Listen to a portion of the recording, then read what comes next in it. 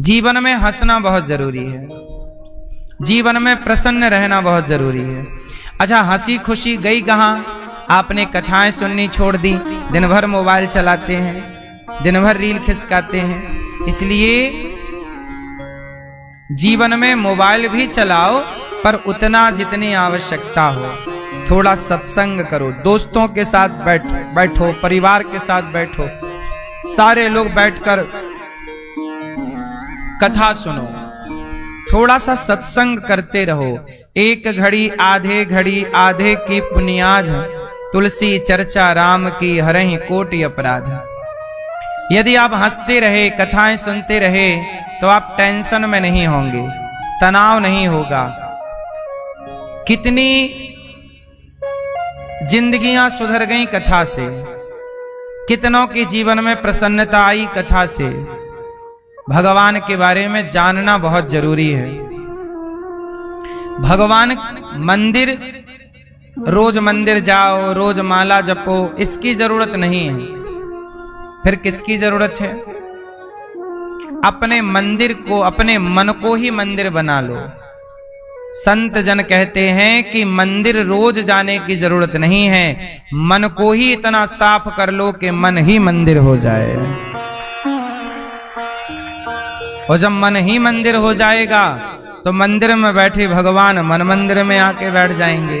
और जिन्हें आप बाहर ढूंढ रहे हैं वो भीतर प्रकट हो जाएंगे। और जब भीतर प्रकट हो जाएंगे तो बाहर की खोज मिट जाएगी। जिन्हें आप बाहर खोज रहे हैं वो बाहर तो हैं। एक चौपाई आपने सुनी होगी, सिय राम मय सब जग जानी। मय का मतलब क्या है? सिय राम मय सब जग जानी, करहूं प्रणाम जोरी जुग पानी। यहां मय शब्द है। सिय राम, जोर से, सिय राम मय। मय मतलब होता है अंदर भी और बाहर भी। बताओ, जलेबी मीठी क्यों भैया? सुख बाहर है कि भीतर है? सारे लोग बाहर सुख ढूंढ रहे हैं। लोगों को लग रहा पैसा कमा लेंगे सुखी हो जाएंगे, शादी कर लेंगे खुश हो जाएंगे, सुखी हो जाएंगे, बच्चे पैदा कर लेंगे सुखी हो जाएंगे, ये वाला कपड़ा मिल जाए सुखी हो जाएंगे, ये वाली गाड़ी मिल जाए सुखी हो जाएंगे, ऐसा भी घर मेरा बन जाए सुखी हो जाएंगे, ये वाला खेत मिल जाए सुखी हो जाएंगे, ये वाला प्लॉट मिल जाए सुखी हो जाएंगे। यदि बाहर के सामानों से सुख मिलता तो बाहर के सामान तो बहुत लोगों के पास हैं, पर सुखी कहां है? क्यों भैया?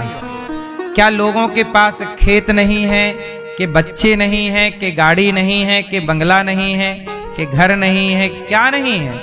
कि सम्मान नहीं है, कि इज्जत नहीं है? बाहर की वस्तुओं से सुख मिलता तो हर बाहर का सुख पाने वाला व्यक्ति सुखी हो जाता। कन्हैया तुम्हें एक नजर देखना है, कन्हैया तुम्हें एक नजर देखना है। भगवान को पाने की इच्छा है, बाकी इच्छाएं तो धीरे धीरे। अच्छा ये बताओ, मैं बूढ़ों को देखता हूं बड़े परेशान हैं साहब। अब ये उम्र केवल भगवत चिंतन में समाप्त होनी चाहिए। अब इच्छाओं का अंत करिए, क्योंकि सुनो ना, आपका शरीर भी अब आप करते क्रम में आप कह सकते हैं, लेकिन 35 के बाद आप एक एक बूंद घटने लग जाते हैं। हाँ या ना? शरीर सदा एक सा नहीं रहता। क्यों मेरी मां? आप 35 के बाद 36, 37, 38, 39, 40 धीरे धीरे आप क्या होने लग गए? यदि आपका खान पान ठीक ठाक है तो फिर भी स्थिरता रहेगी, पर फिर भी वह स्थिरता एक एक पॉइंट घटती चलेगी। बोलो हाँ। इसके बाद 40 के बाद तो आप तेजी से गिरने लग जाते हैं नीचे। 50 के होने के बाद आपको थकान होने लग जाती, 40 में ही हो जाती है। धीरे धीरे अब पता ही नहीं चला और आप बुढ़ापे की ओर प्रवेश कर गए। इसलिए कहता हूं जिंदगी जीने का तरीका, बच्चे संस्कारी हों, रहने को एक घर, चलने को एक गाड़ी, रोटी कपड़ा मकान शिक्षा, यही सबकी नीड है, यही सबकी आवश्यकताएं हैं। रोटी कपड़ा मकान और शिक्षा, यही जरूरत है। इतना सबका पूरा हो रहा है, अब परेशान क्यों है? वो भी, उसका भी मिलना चाहिए, मुझे उसका भी मिलना चाहिए, इसलिए लोग परेशान हैं। इसलिए कहता हूं कि संसार में सबसे सुखी कौन है? जो संतुष्ट है। इसलिए जितना विधाता ने दिया है मेहनत करते रहो, काम करते रहो। साइकिल दी है, साइकिल में खुश रहो। मोटरसाइकिल है, उसमें खुश रहो। 10 लाख की कार है, उसमें खुश रहो। तुम्हारी पत्नी गोरी है, काली है, खुश रहो। जैसी है प्रसन्न रहो। आप जब दूसरों का देख करके परेशान होते हैं तो अपने विनाश को निमंत्रण दे देते हैं। इसलिए दूसरों का सुख देख कर परेशान ना होइए। रावण दूसरे की पत्नी चुरा के ले आया, दुर्योधन पांडवों का धन हड़प लिया, महाभारत हुआ, कोई रोने वाला नहीं बचा। बात समझ में आई कि नहीं? तो सबसे बड़ा धन क्या है? राम के जीवन में कितना बड़ा संतोष है। अब बताओ, राम राजा बनने वाले थे, लेकिन राम को भेज दिया गया वनवास। चलूंगा तुम 2 कदम चलो, मैं 10 कदम चलूंगा। तुम 2 कदम तो चलो, भगवान कहते मैं तुम्हारे लिए चलो। आप अर्जुन ने नहीं सोचा था कि मैं महाभारत जीतूंगा। अर्जुन ने तो केवल अपने आप को कृष्ण के चरणों में सौंप दिया। आप बताओ, आप कब सौंपोगे अपने आप को? आज ही सौंपोगे? सौंप दीजिए। आप जब अपने आप को सौंप देंगे तो आपकी प्लानिंग भगवान करेंगे। आप भगवान का प्रेम से नाम जपिए, जैसे हनुमान जी जपते हैं, जैसे मीरा जी भगवान के आश्रित हैं। काम करिए, मेहनत करिए, पैसा कमाइए, पर मैं किसका हूं? समान। सबसे बड़ा धन कौन सा है? जोर से। यदि पत्नी को अपने पति से संतोष है तो क्या पत्नी पराये पुरुष की ओर देखेगी? देखती कब है? जब अपने पति से वो संतोष नहीं रखती, संतुष्ट नहीं होती।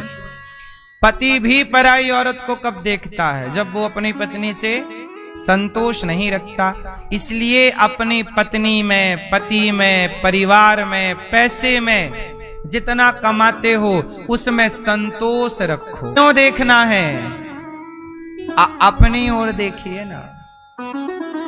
एक बार क्या हुआ, सुई और चलनी की भेंट हुई। सुई, बोलो सुई, चलनी, आटा चालने की। एक दिन चलनी बोली, सुई वैसे तो तुम बहुत अच्छी हो, पर तुम में एक कमी है। क्या? तुम्हारे पीछे एक छेद है, वो हमें दिख रहा है। चलनी बोल रही है सुई को कि तेरे भीतर जोर से एक छेद है, तेरे अंदर एक बुराई है, एक कमी है। ये कौन कह रहा है? चलनी, वो चलनी जिसमें स्वयं में हजारों छेद हैं, सैकड़ों छेद हैं। जिसके अंदर छेद है वही दूसरों के छेद। परेशान क्यों होते हो? जीवन का मूलभूत संस्कार है संतोष। अच्छा बताओ, चिड़िया संतुष्ट है या नहीं? क्या चिड़िया कल की चिंता कर रही है? क्या सांप कल की चिंता कर रहा है? क्या शेर कल की चिंता कर रहा है? क्या पानी की मछली कल का सोच रही है?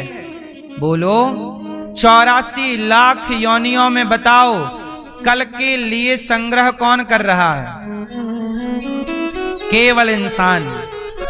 बोले कल के लिए क्यों लाऊं? क्यों? कल के लिए इंसान कितना जोड़ता है। चिड़िया बोली, इंसान को उस परमात्मा पर भरोसा नहीं, मुझे उस पर पूरा भरोसा है कि जो कल का दिन देगा वो कल की व्यवस्था भी करेगा। इंसानों को ईश्वर पर भरोसा नहीं, इसलिए कल के लिए आज को बिगाड़ रहे हैं। आज जी लो। हम ये नहीं कहते कल की रोटी कल का आटा इकट्ठा ना करो, हम ये कहते हैं ठीक है कल का 2 महीने का संग्रह करो, ठीक है, पर आप लोग 2 महीने का नहीं, आप 5 पीढ़ी का इकट्ठा करने में लगे हुए हैं। यदि आप 2 महीने का भी इकट्ठा करें तो भी आप परेशान ना हो, यदि आप 2 साल का भी इकट्ठा करें तो भी आप परेशान ना हो। आप परेशान तब होते हैं जब 2-4 पीढ़ियों के संग्रह में लग जाते हैं कि उस आने वाली तीसरी पीढ़ी का क्या होगा। भागवत भगवान का वांगमय स्वरूप है। भागवत कौन है? भगवान का, भगवान का स्वरूप है। भागवत कौन है? जोर से, भगवान का स्वरूप है। इसलिए भागवत जरूर सुननी चाहिए। ये कोई पोथी नहीं। जब कानों से आप भागवत सुनते हैं तो कानों से भागवत के जो शब्द हैं, शब्द ब्रह्म, कानों से कौन जाता है? प्रविष्टः कर्णरंध्रेण। कान से जब भागवत कानों से भीतर जाती है तो उस शब्दों में घुलकर कृष्ण भी भीतर चले जाते हैं। भगवान कहां से भीतर जाते हैं? कानों से जाके हृदय में बैठते हैं। इसलिए कानों से केवल आवाज नहीं, कथा के द्वारा कृष्ण प्रवेश करते हैं। अच्छा बताओ, जब कोई आपको गाली देता है तो गाली कहां से प्रवेश करती है? कानों से। लेकिन गाली अकेली नहीं घुसती, गाली के भीतर क्रोध भी घुसता है। इसलिए आंखों से देखो भगवान के छवि को और कानों से भगवान की कथा सुनो, तो दोनों जगह से जब भगवान प्रवेश करेंगे, जब कुएं में 2 स्रोत होते हैं, कुएं में स्रोत समझते हैं? पहले के जमाने में कुएं से पानी निकाला जाता था, तो निकाल तो लेते थे पर कुएं में पानी भरने की अंदर अंदर कुछ धाराएं मिली रहती थी, जिनको स्रोत कहते थे। एक स्रोत पानी का मिल गया तो कुआं लबालब भरा रहता था, और किसी कुएं में 2 स्रोत मिल गए, मतलब 2 जगह से पानी आ रहा, तो एक स्रोत गर्मी में सूख भी गया तो दूसरा जिंदाबाद रहेगा। बोलो हाँ।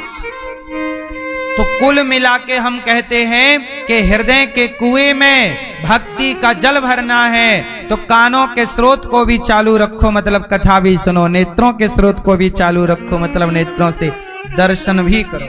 आंखों को भी और कानों को भी लगाओ भगवान की सेवा में। इसलिए आंखों से भगवान का दर्शन, जगन्नाथ जी का, बिहारी जी का, गौरी गोपाल भगवान का दर्शन, और कानों से भगवान की कथा। आप रोज थोड़ी सी कथा सुन लिया करिए, देख लेना आपके जीवन में तनाव ना होगा। अब सुनते ही नहीं, दिन भर आप प्रपंच सुनते हैं। काम अच्छा भी है, और काम जब पर स्त्री की ओर काम प्रवेश करता है, जब पर स्त्री पर पुरुष की ओर काम भागता है, तो वही काम आपका नाश कर देता है। ये आपका शत्रु है, वो काम मित्र भी है। यदि ठीक ठीक चल रहा है, आपका मन भटकाव में नहीं। आप तो नहीं देखते शीला की जवानी? यदि आपका मन यहां वहां नहीं जाता तो फिर आप सही हैं। इसलिए अपने पे कंट्रोल। काम ये आपका शत्रु है, क्रोध। दूसरा शत्रु क्रोध। क्रोध मतलब क्रोध अच्छा भी है। क्रोध आना चाहिए कि नहीं? आना चाहिए। क्रोध बहुत जरूरी है। कहां क्रोध आना चाहिए? जब द्रौपदी के कपड़े उतर रहे थे उस समय भीष्म पितामह को क्रोध आना चाहिए था या नहीं? बोलो। नहीं आया। क्रोध वहीं करना चाहिए जहां क्रोध की जरूरत। जरूरी है, क्रोध बहुत अच्छी चीज है। परमात्मा की बनाई कोई भी चीज विवेक पूर्ण क्रोध कीजिएगा। काम, क्रोध। तीसरा है, तीसरा हमारा शत्रु लोभ। बताओ, लोभ बुरा है कि अच्छा है? बोलो। लोभ अच्छा है। किसका लोभ करें? हम कल एक माला जपे थे, आज लोभ है कि 2 माला जपें भगवान के नाम का। कल फिर लोभ आए कि नहीं, अब 3 माला जपेंगे। फिर लोभ आए, अब 4 माला जपेंगे। कल हम आधा घंटा कथा सुने थे, आज हम 1 घंटा कथा सुनेंगे। कल हमने 1 भूखे को भोजन कराया, आज लोभ हमें आ रहा है कि 2 भूखों को भोजन कराएं। तो लोभ अच्छा है। क्यों भैया? लोभ अच्छा है। यदि आप किसी भूखे को रोटी देने का लोभ करें, भाई अपने पेट का लोभ तो सब करते हैं। मेरा पेट भर जाए, मैं कमा लूं, ये लोभ सबका है। पर भैया आओ हम लोभ करें। अभी गौरी गोपाल भगवान की कृपा से यहां पर अभी कुछ दिन पहले 21 गरीब बेटियों का विवाह हुआ, क्योंकि निर्भरता नहीं है। आप लोग रो रहे हैं गैस नहीं मिला। गैस के पड़ोस का है, कब तक रहेगी ये गैस? अपना चूल्हा जिंदाबाद। बोलो हाँ। बड़ी बड़ी होटलें बंद हो गई कि नहीं? जो पैसा लेकर भोजन देती थी वो बंद हो गई, पर गौरी गोपाल जी की रसोई देखो चल रही है। बोलो हाँ। वरना मैं भी बहाना बना देता, गैस नहीं मिल रही है, पैसा बच जाता मेरा। बोलो क्यों? सही है। पर हमें लगता है कि हर दिन सेवा करनी चाहिए, हर घंटे सेवा करनी चाहिए। सबको अन्न दान से बड़ा कोई दान नहीं। इसलिए कहता हूं, जब मैं मरूंगा तो पैसे लेकर नहीं जाऊंगा। आप भी मरोगे, पैसे लेकर नहीं जाओगे, लेकिन जीते जी किसी को भोजन कराया होगा, कराने से जो पुण्य पाया होगा वो पुण्य लेकर के हम सब मरेंगे। इसलिए थोड़ा पुण्य किया करो। इसलिए कहता हूं आप भी थोड़ा अन्नदान गौरी गोपाल में किया करो। हजारों संत यहाँ भोजन करते हैं, 312 वृद्ध माएं रहती हैं, अखंड रसोई चलती है, गुरुकुल में 150 बच्चे पढ़ते हैं। ये सारी सेवा भगवान ने दे रखी है। ये दास एक अनिरुद्ध आपसे भिक्षा मांग मांग कर इतनी सेवाएं करता है, और ये रोज की सेवा है। अब बताओ ये लोभ मेरा सही है कि गलत है? तो बताओ लोभ करना चाहिए कि नहीं? आप भी आधा घंटा ज्यादा काम करो और लोभ करो कि मैं ज्यादा पैसा कमाऊं। उस आधे घंटे की कमाई के पैसे से मैं भी थोड़ा सा गौरी गोपाल में अन्नदान करूंगा, मैं भी थोड़ा वृद्ध माओं को भोजन दूंगा, है ना? तो पैसे मिले होते तो मैं क्यों मेहनत करता? मुझे तो लगता मेरे पिताजी के पास पैसा है, मेहनत की क्या जरूरत है? तो फिर मैं योग्य ना बनता, मैं गलत रास्ते पे जा सकता था। पिता पैसे दे रहे हैं, शराब पीने लग जाता, क्लबों में जाने लग जाता। पैसे से लोग बनते भी हैं और पैसे से लोग बिगड़ते भी हैं। पैसे से बनने की संभावना कम है, पैसे से बिगड़ने की संभावना ज्यादा है। इसलिए कहता हूं बच्चों को पैसे ना देना, काबिलियत, टैलेंट, योग्यता देना, संस्कार देना। कमा के खाएंगे, जो आपने कमाया है उसे भलाई में, समाज की सेवा में लगाओ।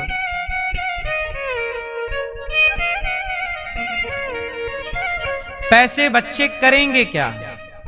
उनके पास बहुत पैसा है तो स्त्रियों को बुलाएंगे पास में, नचाएंगे। पैसे का यही तो यूज है आजकल।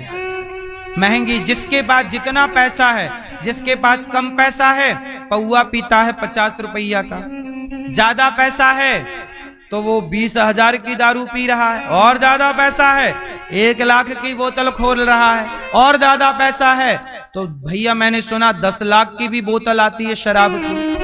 मतलब पैसा होता गया तो बोतल वही है, बस उसके अंदर के प्याले का पैसा बढ़ता गया। तो पैसा बहुत गलत ले जाएगा आपको। इसलिए पैसा व्यक्ति को अंधा बना देता है। धृतराष्ट्र डबल अंधे हैं, एक तो वो जन्म से अंधे हैं, पर धृतराष्ट्र का जब बेटा अपने पिता को कहता है कि पांडवों का भी धन मिल जाए तो क्या दिक्कत है, इन्हें बंद करके लाक्षागृह में आग लगा दो, तो लाक्षागृह में लाख का घर बनाया। किसका घर बनाया? लाख का। पांडवों को वहां बुलाया और आग लगवा दी और जला दिया। अब बताओ क्या है ये? एक तो जन्म से अंधे हैं, दूसरे दौलत के आगे अंधे हो गए, और उसी दौलत ने सर्वनाश करा दिया। इसलिए साहब पैसा बुरी चीज नहीं है, पर पैसा पाओ तो दीन दुखियों की सेवा करो, यही पैसे का सदुपयोग है। मुझे लगता है पैसे का सबसे बड़ा उपयोग क्या है? समाज की, राष्ट्र की सेवा। बच्चों को पैसा उतना दो जितनी जरूरत है। ठीक है भाई, फैक्ट्री चला लो, बिजनेस कर लो, इतना ले लो, बाकी तुम कमाओ ना, हमसे क्यों? हम ही सब दे देंगे, तुम क्या करोगे? तुम यदि कुछ नहीं करोगे तो तुम गलत करने लग जाओगे। क्यों? सही है या गलत है? जो हम बता रहे हैं वो बात सही है कि गलत है? इसलिए टैलेंट, मेरे पिताजी ने मुझे पैसे नहीं दिए, काबिल बनाया है। संस्कार कहां से मिलेंगे? गीता से, रामायण से, सत्संग से, संतों से संस्कार प्राप्त होंगे। कैसे बोलना है, कैसे व्यवहार करना है, पराई स्त्री को कैसे देखना है, ये भी संस्कार है। पराये पुरुष को कैसे देखना है, संस्कार है। कैसे उठना है, कैसे बैठना है, कैसी बात करनी है, कैसे खाना है। बोलो हाँ, खाने का भी संस्कार। अब कुछ लोग खाते हैं, देखो चावल खाते हैं, पूरा यहां तक चावल उनका डूबा रहता है, भरा रहता है ऐसे, इतना बड़ा बड़ा कौर खाते हैं। खाने का संस्कार नहीं, चलने का संस्कार। सड़क के बीच में चल रहे हैं, ये कोई संस्कार है? कहीं भी थूक रहे हैं। वैसे पत्नी से मोह है, क्या बुराई है? पति से मोह ठीक है, पर ज्यादा मोह बेटा बेटी पोता पोती में नहीं है। अब जीवन का ये आखिरी पड़ाव है, अब समर्पण यहां हो, झुकाव। जैसे सारी नदियां समुद्र में जाके गिरती हैं, ऐसे जीवन के इस उम्र में 50 के बाद, 55 के बाद, 60 के बाद, इस बुढ़ापे में जाकर केवल भगवान के चरणों में गिरो। अब प्रभु आप हैं, यही सहारा, दूसरा आप कोई सहारा। सारी नदियां का समर्पण समुद्र में है, ऐसे हर जीव का समर्पण भगवान में होना चाहिए, क्योंकि अंत यही है सबका। कर तो दिया आपने बच्चों के लिए बहुत कुछ, सारी जिंदगी कमाए, बच्चों को पढ़ाया लिखाया, अब बच्चे बड़े बड़े हो गए हैं। और आजकल के बच्चे, कल मेरे पास, कल या आज ही मेरे पास एक माता पिता आए और वो बेचारे दुखी थे। बोले महाराज हमारे बेटे हमसे दूर रहते हैं, अब तो डर ये लगता है कि जिस दिन हम मरेंगे कि 15,000 पेंशन भी आती है। बोले आपकी 15,000 पेंशन आती है महीने की? हाँ आती है। बाप बोला मेरी आती है। बोले बेटा बोला इनके नाम पे घर भी है जिस घर में ये रहते हैं? बोले घर भी है, पेंशन भी आती है। 1,000 रुपए का क्या करेंगे? महीने का 1,000 रुपए। तब वो बाप रोता हुआ जज साहब से बोला कि जज साहब 1000 रुपए महीने में बेटे से इसलिए चाहता हूं, और वो भी खाते पे नहीं चाहता, ये मेरे खाते पे ट्रांसफर ना करे, प्रॉपर मुझे घर देने आए। जज साहब ये नियम बनाओ। जज बोलिए क्या आपकी मनमानी चल रही है? तब बूढ़ा बाप रोता हुआ बोला, जज साहब कम से कम जब ये 1000 रुपए देने आया करेगा तो जी भर के अपने बेटे को एक बार देख तो लिया करूंगा। ये इतना बिजी हो गया है अपनी पत्नी के साथ, अपने परिवार के साथ, कि मैं इसे सालों देखता नहीं। मेरा एक बेटा है, ये इकलौता है, इसे कंधे पे घुमाया था, यही मेरी दौलत है। क्या करूंगा मैं घर का, क्या करूंगा पैसों का? खुद से बनाता हूं अपनी रोटियां। अब क्या मेरे बुढ़ापे में ताकत है रोटी बनाने की? क्या ये बेटा मुझे एक रोटी नहीं दे सकता?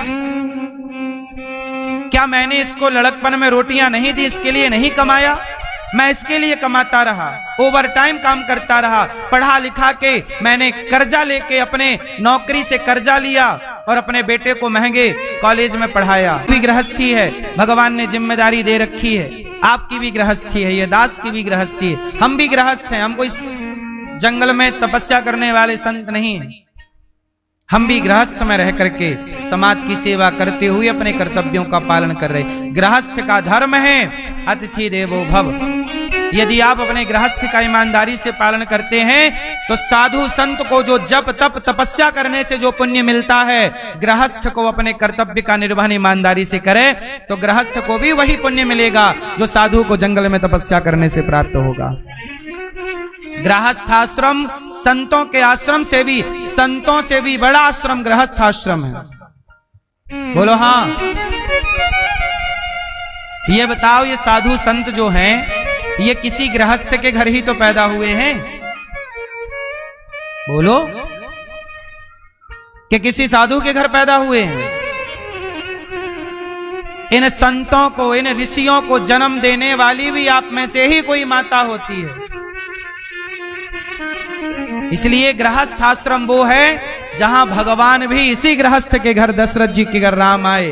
गृहस्थ आश्रम सबसे उत्तम है। गृहस्थ में रहो, अपने कर्तव्यों का ईमानदारी से पालन। हर बच्चा अपने माँ बाप के साथ नहीं रह सकता आज के युग में। माना कि किसी मजबूरी के कारण आप परदेश में रहते हैं, काम करते हैं, फिर भी हर दिन समय निकाल के 2 मिनट बाप से बात तो कर सकते हैं। हर दिन समय निकाल के 2 मिनट माँ से बात तो कर सकते हैं। जब आप अपने परिवार से दूर होते हैं तो रोज अपनी पत्नी और रोज अपने बच्चों से बात करने की कोशिश करते हैं, लेकिन जितनी कोशिश अपने बच्चों से, अपनी पत्नी से बात करने की आप कोशिश करते हैं, इतनी कोशिश आप अपनी माता और अपने पिता से बात करने की नहीं करते। आप अपने अंतरात्मा से पूछिएगा कि आप कहां गलत हैं।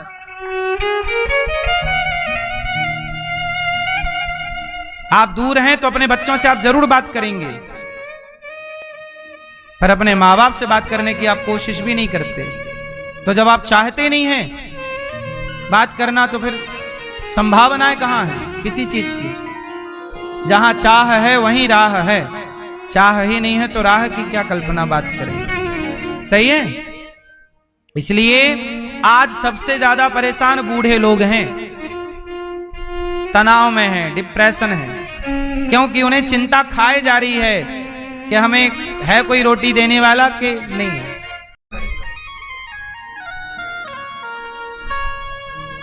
भगवान सब देखते हैं। तो जीवन में शांति पाना है, सुखमय जीवन गुजारना है, तो मेरी कुछ बातों को गांठ बांध लो। अब देखो ना,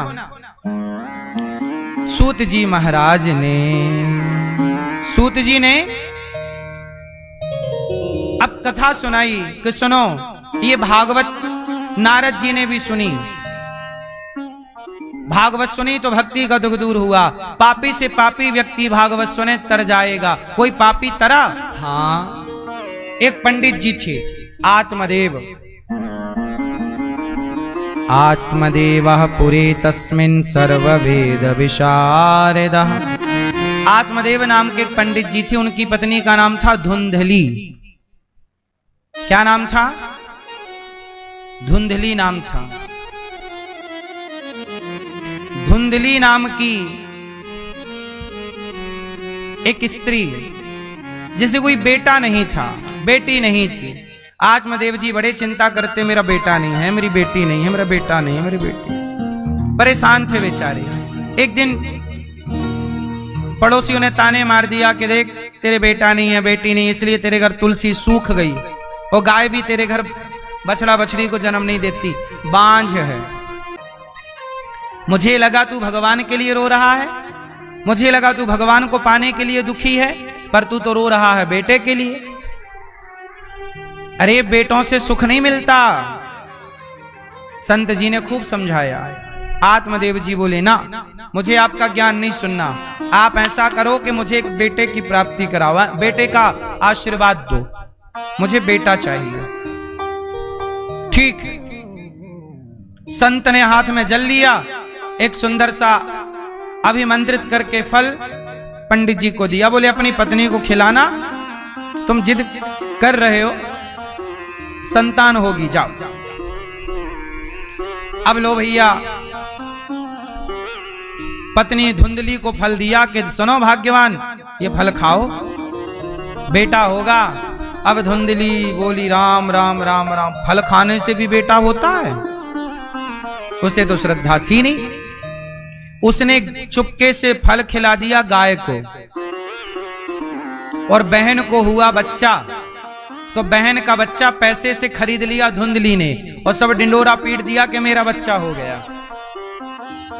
अब नाम रखा धुंधकारी, और गाय को बच्चा हुआ, उसका नाम रखा गौकर्ण। तो गाय के बच्चे का नाम गौकर्ण, और धुंधली की बहन के बच्चे का नाम, पैसे दे दिया बहन को, ले तू पैसे ले ले, बच्चा ला। अब आत्मदेव जी बड़े प्रसन्न हुए कि लो भैया, हमारे बच्चा नहीं हो रहा था, अब बच्चा हो गए, एक नहीं दो दो बच्चे हो गए। अब तो खूब बढ़िया खुश है, मस्त आनंद से। लेकिन याद रखना मेरी मां, भाग्य का जो दुख है वो भोगना पड़ता है। आत्मदेव जी को भगवान ने बेटा इसलिए नहीं दिया कि बेटे से इनके जीवन में दुख बहुत था, इसलिए भगवान ने बाईपास कर दिया कि बेटा होगा ही नहीं, बेटे के दुख नहीं निकलेगा। तो तार को उतना ही खींचो कि जितने से ना अब ढीला भी ना रहे और टूटे भी ना, इतना खींचो कि प्रॉपर क्या निकले, सुर निकले। ऐसे ही बच्चों को उतना ही लाड़, उतना ही प्यार करो जितने की जरूरत है, उतना ही खींच के रखो कि सुर अच्छा निकलता रहे। ज्यादा ढीला ना छोड़ देना बच्चों को, और ज्यादा ना खींचना वरना टूट जाएंगे। ज्यादा ना डांटना डपटना, ज्यादा डांटो भी मत और ढीला भी ना छोड़ दो, वरना उतना ही जितने में सुर प्रॉपर निकलता रहे। इसलिए धुंधकारी को ज्यादा लाड़ मिला, प्यार मिला, बच्चा हो गया बर्बाद, शराबियों के संग बैठने लग गया। आपको एक बार ये सुनिश्चित जरूर करना चाहिए कि आपके बच्चों के दोस्त कौन लोग हैं। शुरू में यदि आपके बच्चों को स्कूल में गलत संगत मिल रही है, तो आप अपने बच्चों का स्कूल में जाके मास्टर जी से कह के सेक्शन चेंज करा दो कि सेक्शन में इसकी दोस्ती गलत है तो दूसरा सेक्शन। हर तीसरे महीने में बदलवाते रहो तो किसी से दोस्ती होगी नहीं ठीक से। बोलो हाँ।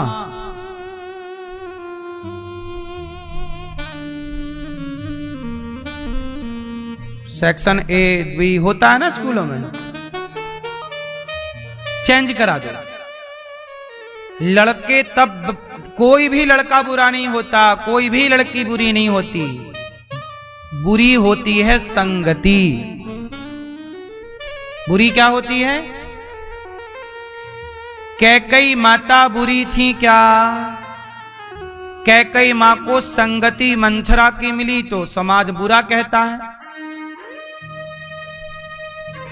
इसलिए कोई भी लड़का या लड़की को मैं बुरा नहीं कहता, उसकी संगति, जब आप माँ बाप की गलती क्या है, बच्चों को ध्यान से देखते नहीं। करके कमाता हूं, अपनी बेटी के सपने देखे थे कॉलेज में जाएगी, बड़ा नाम कमाएगी, ये कॉलेज में गई भी और अच्छा पढ़ रही है, पर अब इस लड़की को किसी मुसलमान लड़के से प्यार हो गया। अब ये कह रही है मैं उसी से ब्याह करूंगी। यदि समाज सुनेगा तो समाज ताने मार के मार डालेगा कि तेरी बेटी को पढ़ाने गया था, देख भाग गई तेरी बेटी मुसलमान के साथ, लव जिहाद में फंस गई। अब महाराज मैं क्या करूं, ना उगला जा रहा है ना निगला जा रहा है। अब देखो जरा, यदि बाप बेटी पे भरोसा करता है, बाप बेटी पे भरोसा करता है तो बेटी उस भरे से होती घूमती रहना, या तो बेच देंगे बाजार में।